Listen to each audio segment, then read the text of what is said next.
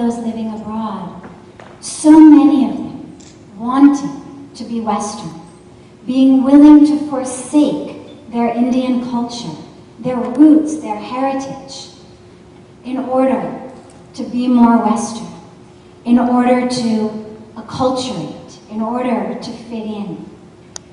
And as someone who has come from the West and now who lives in India, to me this is one of the greatest tragedies.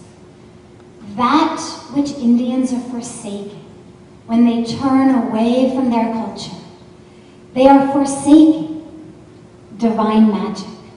They are forsaking that which really holds the key to finding peace, joy, meaning, and fulfillment in life.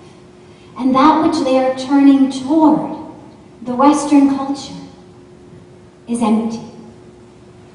Yesterday in his talk, Pujya Swamiji spoke about the importance of being the best rose that you can be if you're a rose, and being the best jasmine you can be if you're a jasmine, and the tragedy of roses trying to be jasmines and jasmines trying to be roses.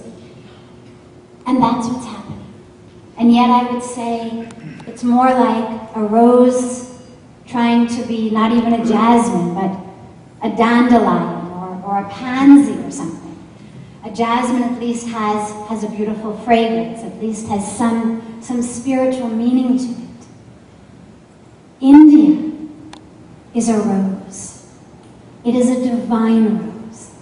And the fact that you are now standing amidst a garden of dandelions doesn't mean that you should forsake the divine roseness, the fragrance, the beauty, the divinity of your roots and your culture in order to become like the dandelions. And yet, that's what's happening. I shared yesterday that one of the greatest sellers, probably the best seller in the Indian markets today, is fairness creams. All anybody wants is to be fairer and fairer. You read all of the advertisements and they're talking about fair skin, fair skin. And then here, everybody's going to tanning salons, buying bronzing creams, lying on the beaches to get tan. What about dark-skinned, exotic beauty? That's what India needs, to stand up and not to try to pretend to be a pansy or a dandelion, but to stand up and to be that exotic beauty, that rose in the garden. Mahatma Gandhi said, what is the point of running so fast when we're running in the wrong direction? And tragically, in so many ways, that's what I'm seeing is happening in the culture. We're running away from the richness, away from the roots, away from the answers, toward that which is empty. And it's not that Western culture has nothing.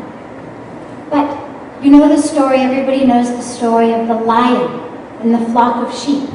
The lion who took birth in the forest and was raised amongst a flock of sheep, and there were no mirrors in the forest, so the lion looked around and assumed that he too was a sheep and started to act like a sheep, walk like a sheep, baa like a sheep. And one day another lion came over and said, what are you doing? You're not a sheep, you're a lion. And when the lion finally realized, only then could he truly embody that divine lioness. And of course that doesn't mean turn around and eat the sheep. It doesn't mean kill the sheep. But it means